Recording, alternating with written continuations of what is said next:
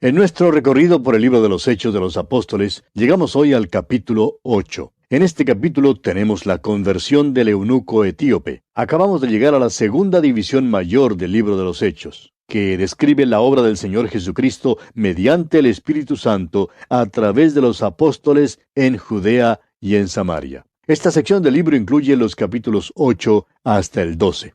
Ahora usted recordará que el capítulo 7 concluyó con una escena muy extraña. Incluía a dos jóvenes que tuvieron una influencia muy grande sobre la iglesia primitiva. Uno de ellos era Esteban, diácono, un joven que entregó su vida. Es decir, fue el primer mártir de la iglesia. El otro era un joven fariseo que aprobó el apedreamiento de Esteban. Y su nombre era Saulo. Leamos pues el primer versículo de este capítulo 8 de los Hechos. Y Saulo consentía en su muerte. En aquel día hubo una gran persecución contra la iglesia que estaba en Jerusalén.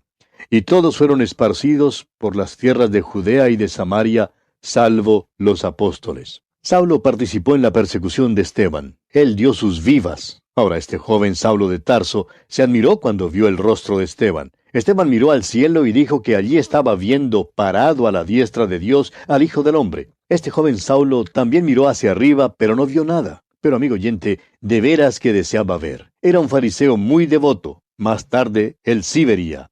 Y creemos que Esteban es quien preparó a Saulo para la aparición del Señor Jesús en el camino a Damasco. Saulo llegó a ser el perseguidor principal de la iglesia. Esto hizo que la iglesia se dispersara, lo que realmente contribuyó al crecimiento de la iglesia. Todos los creyentes habían permanecido en Jerusalén y no creemos que hubieran salido si no hubiera sido por causa de la persecución. De modo que Saulo de Tarso inició, por medio de la persecución, la obra misionera de la iglesia primitiva. Según el versículo 8 del capítulo 1 de los Hechos, Judea y Samaria eran los próximos territorios en los cuales el Señor les había mandado que entraran. Judea abarcaba los alrededores de Jerusalén, y Samaria la región al norte de Jerusalén. Continuemos leyendo el versículo 2 de este capítulo 8 de los Hechos. Y hombres piadosos llevaron a enterrar a Esteban, e hicieron gran llanto sobre él. Quisiéramos aquí hacer unas pocas observaciones en cuanto al entierro cristiano. Hay una pregunta que surge hoy en día y es la siguiente. ¿Es malo o es bueno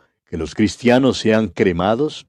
No hay nada en toda la Biblia en contra de la cremación. Nadie perderá su salvación al ser cremado. Sin embargo, el método de entierro para un cristiano es como el sembrar una semilla. Es como poner el cuerpo en un hotel para que pueda dormir. El apóstol Pablo se refiere a esto en su primera epístola a los tesalonicenses, y también habla en detalle en cuanto a esto en su primera carta a los Corintios, capítulo 15. Uno no quema la semilla antes de sembrarla. Uno tampoco quema el cuerpo de una persona antes de ponerlo en un hotel para que pueda dormir. Estamos seguros que el cuerpo de Esteban debe haber estado terriblemente mutilado. Aún así, dice que los hermanos creyentes lo llevaron tiernamente y lo pusieron en la tierra, así como usted sembraría una semilla. Esteban ya se había ido a la presencia de Cristo, quien le estaba esperando, pero su cuerpo entró en la tierra y se quedará allí hasta cuando sea levantado nuevamente. El apóstol Pablo dice en su primera carta a los Corintios, capítulo 15, versículos 42 al 44, lo siguiente. Así también es la resurrección de los muertos.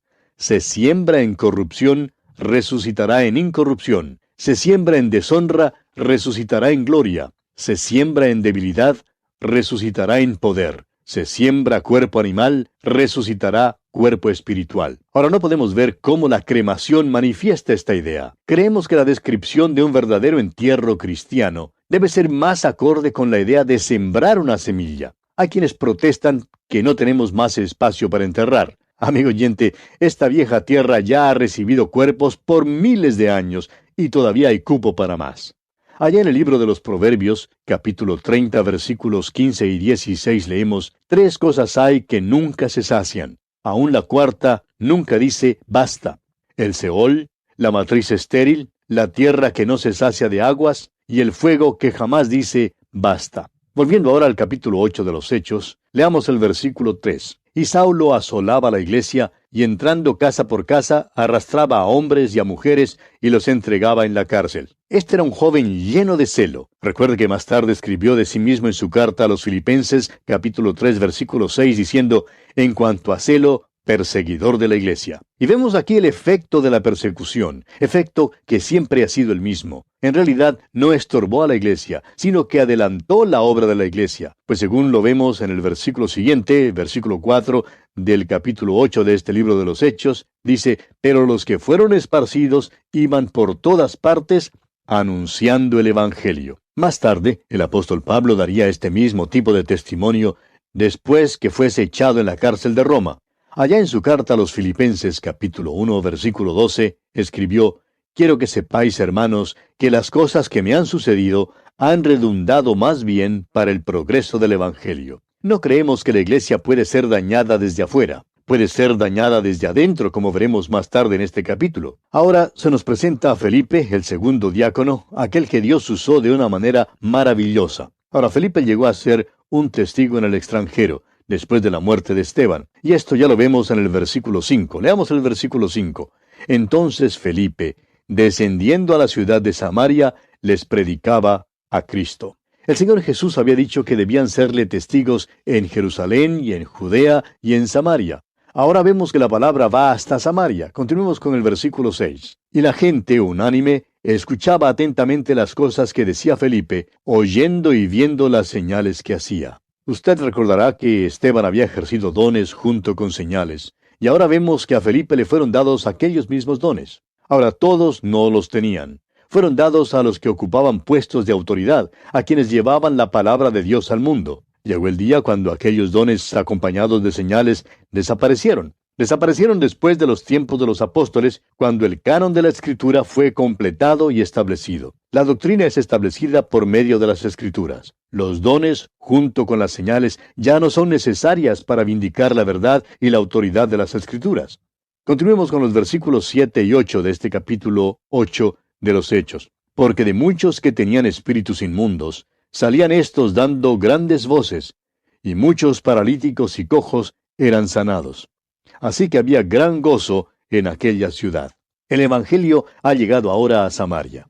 Felipe fue bien recibido en Samaria, y allí el Evangelio trajo gran gozo. ¿Quién lo hubiera creído? Veremos ahora que la iglesia está creciendo rápidamente. Pero como resultado de este movimiento popular, había quienes, aunque no eran creyentes de ninguna manera, se asociaban con la iglesia. En realidad eran inconversos, pero hacían una profesión de fe. Y conoceremos ahora a uno de estos. Leamos el versículo 9 de este capítulo 8 de los Hechos. Pero había un hombre llamado Simón, que antes ejercía la magia en aquella ciudad, y había engañado a la gente de Samaria, haciéndose pasar por algún grande. Este hombre alegaba tener un don que era acompañado de señales, y esto, claro, lo estableció como un gran personaje. Y notamos que pasa lo mismo hoy en día. Si alguien alega ser un sanador de fe, créanos, amigo oyente, que eso coloca a esa persona en una clase especial. Ahora puede ser que algunos declaren que los sanadores de fe son personas muy humildes, pero tememos que la humildad sea para ellos algo que se pueda poner o quitar como un vestido. La humildad, amigo oyente, no se manifiesta en las reuniones donde una persona supuestamente esté sanando a los enfermos y alegando que él o ella es la única persona por allí que tiene ese don. Eso no es humildad. Eso es decir que usted es algún grande. Y eso es lo que hacía Simón el mago. Continuemos con los versículos 10 y 11 de este capítulo 8 de los Hechos. A este oían atentamente todos, desde el más pequeño hasta el más grande, diciendo, este es el gran poder de Dios. Y le estaban atentos porque con sus artes mágicas les había engañado mucho tiempo. Estos hombres creían que Simón el mago era como un dios. Y lo mismo que esa gente, hay muchos hoy en día que son engañados. Amigo oyente, no sea usted engañado por algún hombre ni por su poder. Aun si un hombre está predicando la palabra de Dios, no mire al hombre, mire a la palabra de Dios y compruebe si la está presentando con exactitud. Mire a Dios, vuélvase a Él.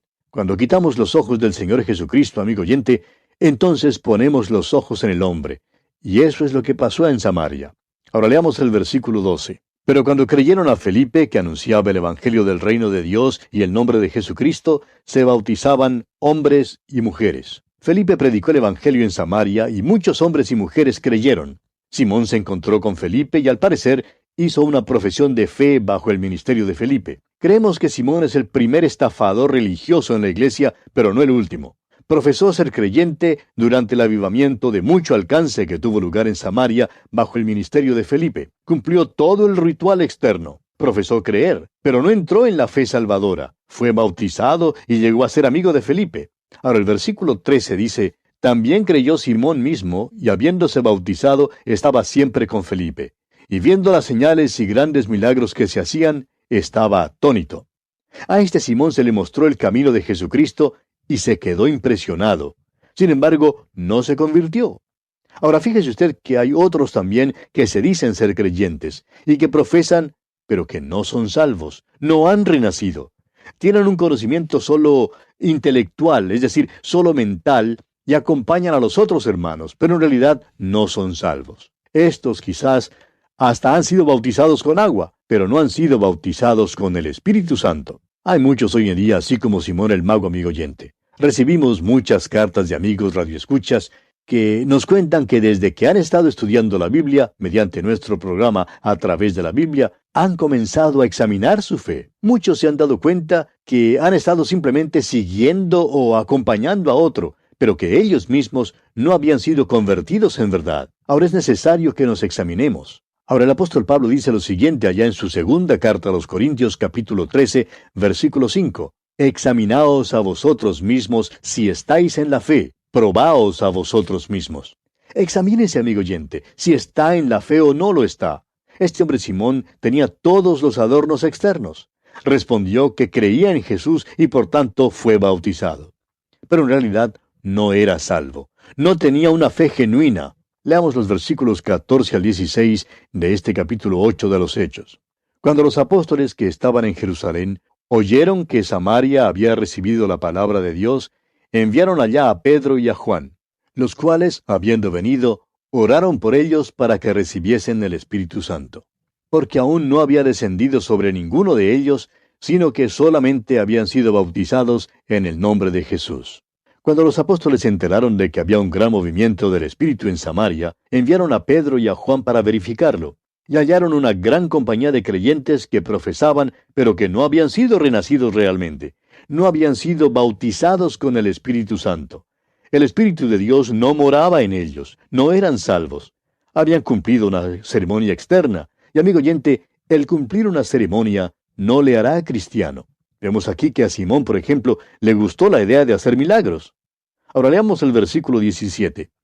Entonces les imponían las manos y recibían el Espíritu Santo. Es posible que Felipe no hubiera explicado todos los hechos y las condiciones del Evangelio. Puede ser que ellos no los hubieran aceptado. En todo caso, ahora son traídos a una compañía con los apóstoles. Ahora creen al Evangelio y creen en el Señor Jesucristo. Y ahora el Espíritu de Dios ha entrado en ellos. Creemos que es necesario considerar esto a la luz de su medio circundante histórico. La comisión fue dada a los apóstoles de que abrieran cada nueva región al Evangelio. En el día de Pentecostés, el Evangelio fue proclamado en Jerusalén. Ahora Pedro y Juan debían llevarlo a Samaria y a Judea. El apóstol Pablo sería el apóstol a los gentiles. Dios lo planeó de tal manera que un apóstol abriría cada nueva región del mundo a la predicación del Evangelio. Jesús les había mandado que hicieran eso. Y ahora lo vemos cumpliéndose aquí en Samaria. Leamos ahora los versículos 18 y 19 de este capítulo 8 de los Hechos. Cuando vio Simón que por la imposición de las manos de los apóstoles se daba el Espíritu Santo, les ofreció dinero, diciendo, «Dadme también a mí este poder, para que cualquiera a quien yo impusiera las manos reciba el Espíritu Santo». Simón el mago quería pagar por el don. ¿Por qué? Porque este hombre era un estafador religioso. Quería emplearlo para ganancia propia. ¿Cuántas alegaciones similares son hechas hoy en día, amigo oyente? Alegan que grandes milagros se hacen en sus reuniones y humildemente dicen que ellos no tienen nada que ver con esos milagros. Si es así, ¿por qué pues permiten seguir con esta clase de engaño? En realidad, la palabra que se usa aquí es hechizar. Engañan a la gente por hechizo. Hoy en día, amigo oyente, hay estafadores religiosos también que engañan a multitudes de personas. Y esto es lo que daña a la iglesia. La persecución de afuera no dañó a la iglesia. Dispersó a la iglesia y en realidad ayudó para el adelanto del Evangelio. Lo que dañó a la iglesia, amigo oyente, fue la entrada de hombres que profesaban ser creyentes cuando en realidad no lo eran. La iglesia siempre es dañada cuando esto ocurre. Lo mismo ocurrió con el Señor Jesús. Fue traicionado desde adentro. Uno de sus propios discípulos lo traicionó. Su propia nación lo traicionó al Imperio Romano. El imperio romano le crucificó. Y todavía ocurre lo mismo en el día de hoy. La iglesia es traicionada desde adentro. Es como el caballo de madera que fue traído a la ciudad de Troya. La ciudad era impenetrable, era invulnerable hasta cuando el caballo de Troya se metió adentro. El diablo principió por perseguir a la iglesia luchando contra ella desde afuera, y descubrió que no tenía éxito. La persecución simplemente esparcía el evangelio. Entonces decidió principiar su trabajo por dentro, y allí es donde se puede meter y hacerle verdadero daño. ¿Cuántos pastores pueden testificar de esto hoy en día? Estamos seguros que hay hermanos que nos están escuchando hoy que dicen un amén a lo que estamos diciendo. Bien, continuemos con los versículos 20 y 21 de este capítulo 8 de los Hechos. Entonces Pedro le dijo: tu dinero perezca contigo, porque has pensado que el don de Dios se obtiene con dinero. No tienes tú parte ni suerte en este asunto, porque tu corazón no es recto delante de Dios. Es por esto que dijimos que este hombre no se había convertido. Simón Pedro declara que su corazón no era recto delante de Dios. No es convertido. Su gran interés es el dinero, amigo oyente. Eso era lo que le importaba a este hombre. Ahora los versículos 22 y 23 dicen: arrepiéntete pues de esta tu maldad, y ruega a Dios si quizás te sea perdonado el pensamiento de tu corazón, porque en hiel de amargura y en prisión de maldad veo que estás. No se lo puede decir más claro que esto, amigo oyente. Simón Pedro lo dice con toda claridad. Y ahora observe usted lo que ocurre aquí en el versículo 24. Respondiendo entonces Simón dijo: rogad vosotros por mí al Señor, para que nada de esto que habéis dicho venga sobre mí. Ahora Simón no pide ser salvado. Fíjese usted que no ora que sea salvado. Simplemente no quiere que ninguna de estas cosas le pasen. Ahora no somos jueces, pero no creemos que este hombre jamás fue salvo. Continuemos con el versículo 25. Y ellos, habiendo testificado y hablado la palabra de Dios, se volvieron a Jerusalén, y en muchas poblaciones de los samaritanos anunciaron el Evangelio. El Evangelio principia su viaje hasta lo último de la tierra. La iglesia principió en Jerusalén. Los apóstoles estaban allí, y una iglesia se estableció allí. Pronto el centro de operaciones se cambiaría a Antioquía. Más tarde se cambiaría a Éfeso. Luego se cambiaría a Alejandría y más tarde a Roma. Ahora, hoy en día, no creemos que haya ningún centro en particular para la iglesia. Ha salido hasta lo último de la tierra. Ahora creemos que uno de los vehículos más eficientes para hacer que el Evangelio llegue hasta lo último de la tierra es la radio. Claro que es un método mecánico. Es muy probable que hayamos fallado en cuanto a nuestras relaciones personales los unos con los otros. Pero todavía es cierto que por medio de la radio podemos hacer lo que no se ha hecho antes. Por este medio podemos hoy alcanzar a quienes no nos es posible alcanzar personalmente. Bien, pasemos ahora a considerar el encuentro de Felipe y el eunuco etíope. Llegamos ahora a una nueva sección de este capítulo 8 de los Hechos y también a otra parte del ministerio de Felipe. El Evangelio había ido hasta Samaria y había muchos verdaderos creyentes como resultado de la predicación del Evangelio. Pero también vimos que fue en Samaria donde la maldad entró en la iglesia por medio de Simón el Mago. De modo que por medio de contraste con Simón el Mago, llegamos ahora a la experiencia de Felipe con el eunuco etíope. Este hombre fue guiado a Cristo y su fe sí fue genuina. Llegó a ser un maravilloso hombre de Dios. Leamos ahora el versículo 26 de este capítulo 8 de los Hechos. Un ángel del Señor habló a Felipe diciendo: levántate y ve hacia el sur, por el camino que desciende de Jerusalén a Gaza, el cual es desierto. Samaria queda en una región al norte de Jerusalén. Ahora Felipe es enviado al sur.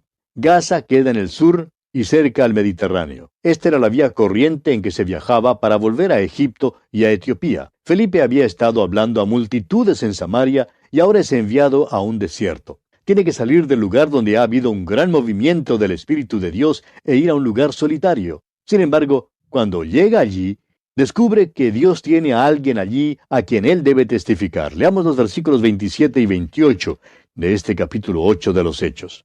Entonces él se levantó y fue. Y sucedió que un etíope, eunuco, funcionario de Candace, reina de los etíopes, el cual estaba sobre todos sus tesoros, y había venido a Jerusalén para adorar, volvía sentado en su carro y leyendo al profeta Isaías. En los capítulos 8, 9 y 10, encontramos el registro de 3 casos de conversión muy interesantes. Creemos que estos 3 casos han sido seleccionados y nos han sido dados para nuestra instrucción. El capítulo 8 describe la conversión del eunuco etíope hijo de Cam. El capítulo 9 describe la conversión de Saulo de Tarso, hijo de Sem. Y el capítulo 10 describe la conversión de Cornelio, un centurión romano, hijo de Jafet. Usted recordará que toda la familia humana está dividida en estas tres categorías diferentes. Esta fue una división etnológica y geográfica que se hizo después del diluvio. Cam, Sem y Jafet fueron hijos de Noé. Encontramos aquí que el Evangelio llega hasta los representantes de estas tres divisiones de la familia humana. También notará usted por estos ejemplos que en una conversión hay tres factores que tienen que entrar en juego antes que pueda haber una conversión genuina. Y todos tres son evidentes en estas tres conversiones representativas. En primer lugar, tenemos la obra del Espíritu Santo. El Espíritu Santo había guiado a este hombre Felipe hacia Samaria, y allí hubo un gran movimiento del Espíritu de Dios. Luego el Espíritu de Dios lo guió a Gaza, y nuevamente vemos el movimiento del Espíritu de Dios, esta vez en el corazón del eunuco etíope.